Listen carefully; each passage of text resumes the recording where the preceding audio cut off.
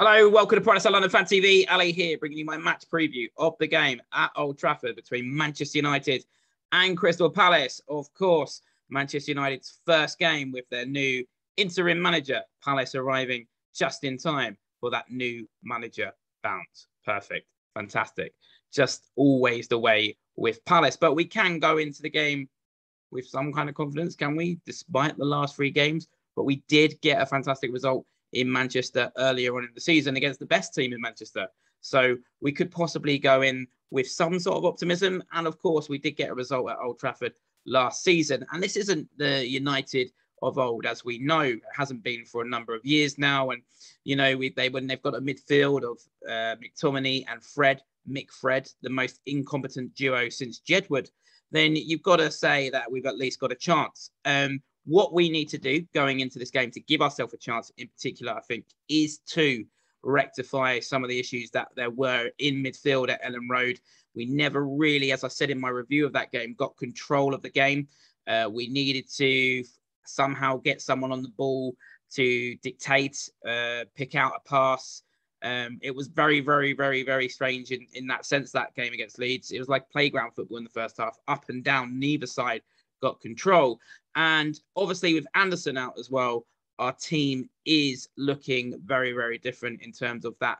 We can't really pass out from the back. So we've got to have a little think about how we can rectify those issues. In the press conference today, Robert's the assistant. Obviously, Patrick Vieira not at the press conference today because of a family emergency. And obviously all Palace fans wish him the best and fingers crossed he is on the touchline at Old Trafford on Sunday. But no Andersen and no McArthur. We knew McArthur, but definitely no. We weren't so sure on Andersen, but there is no Andersen on Sunday at Old Trafford. That's confirmed. So let's have a look at what my team would be on Sunday. Let's have a look at how I might rectify some of those issues. Think about the potential solutions to some of the issues we're finding at the moment with those two out. So for me personally, this would be my starting 11 against Manchester United. Starting in goal, Vincente Guaita. Now, it has been spoken about by a few in the recent weeks really, is should Jack Butland get a chance? Now, Guaita in particular is coming under some criticism for weakness on set plays. He's never really filled me with confidence in that part of his game. But I do think it'd be harsh to drop him after the Leeds game, where I think we were actually, apart from Gahey's moment of madness, better on set plays. Some criticising him for the penalty. I think that's a bit harsh. I don't think Old Trafford's the place for the change. I am looking forward to seeing Butland. I think he is an intriguing player who I would love to see at some point. Particularly, I think it'll be in January when we play the FA Cup. We'll see Butland come in. But I don't think it will be on Sunday. Left back Tyrone Mitchell, our player of the month, well deserved. He's improved both defensively and offensively under Patrick Vieira. Nathaniel Klein for me comes in for Joel Ward, who's suspended at right back. It was between him and Kelly. I felt it was a bit, harsh on Klein to sort of drop out towards the end of last season. I thought he did quite well when he played. But Joel Ward always never ceases to amaze with his resilience and his continued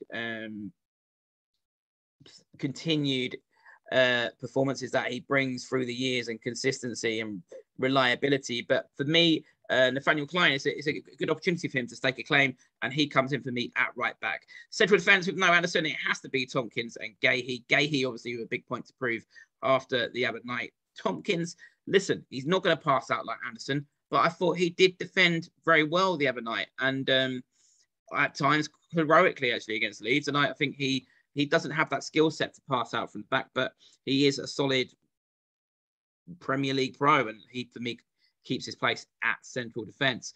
Kiate just in front. Look, Kiate again the other night. He does what he does. He gets some really crucial blocks in. Some of his passing not so good. That's what he brings. What I think is really important for me. So this is who I'm bringing in. Wilf Hughes. Fantastic to finally see him the other night. He hasn't been seen. It's been quite bizarre. He's a type of player I think we've needed for a number of years. Someone who can sit deep and pick out a pass.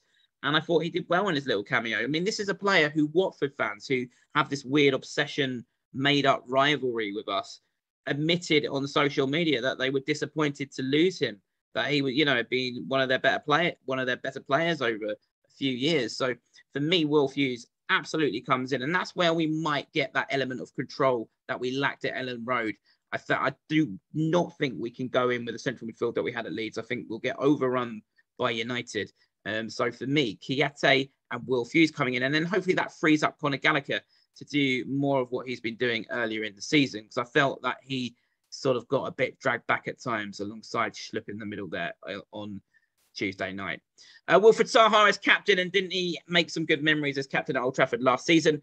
Him on the left-hand side didn't have his best game the other night, but even when Wilfried Zaha doesn't have his best game, he still comes up with little moments, and he really should have had an assist when he, Leeds fans saying Dallas had him in his pocket. Well, he lost Dallas. He found his way out Dallas's pocket to play a really, really cute ball across goal for Benteke, and it planted it on Benteke's head, and Benteke should have put it away. And if he does, then Zaha's got an assist on his name. And that, for me, is why Zaha should never come off in the 71st minute against Aston Villa, because he's always capable of pulling out one moment like that, even in his bad performances.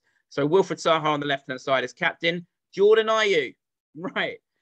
Listen, some people said he played brilliant the other night. I don't think you can say a forward played brilliant if he's not got an assist or a goal to his name. He for me, he starts these kind of games against the big six clubs because of his work rate. He does need to start adding goals and assists to his game to justify his inclusion. He just needs to chip in at least with a few.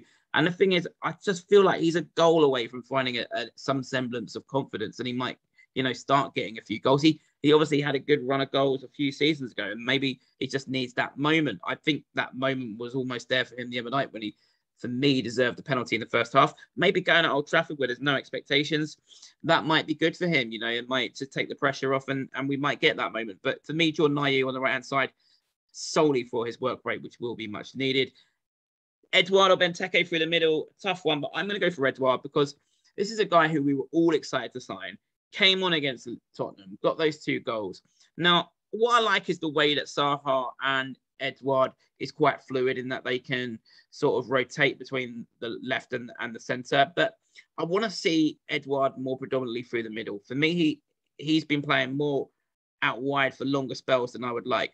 I'd like Zaha to drift through the middle for 5-10 minutes or so, but predominantly I want to see Jedward through the middle. It was when Zaha was out wide against Spurs, he was the one who supplied Jedward for one of his goals. And I think they got great joy with that combination with Wilf out wide and Jedward through the middle. So I want to see Jedward down that middle on Maguire's shoulder. And that's the reason why I've gone for Jedward over Benteke, is that I think we'll get more joy getting on the shoulder of Maguire, some little through balls. I don't think Maguire would fancy Jedward running at him with Wilf there in tandem. And obviously Jordan Ayew's endless running too. So that is my team.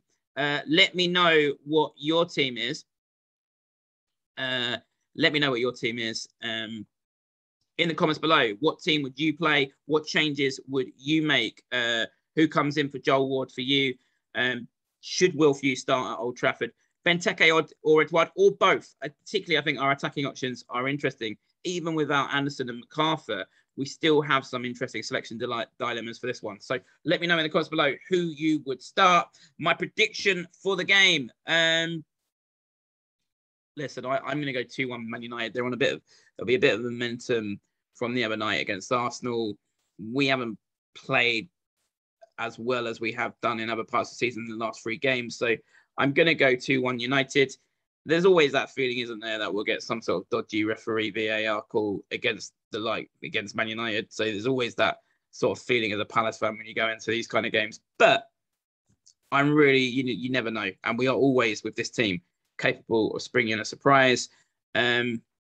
Hopefully another glorious day in Manchester for Palace fans. Let's hope so. Let me know your thoughts in the comments below.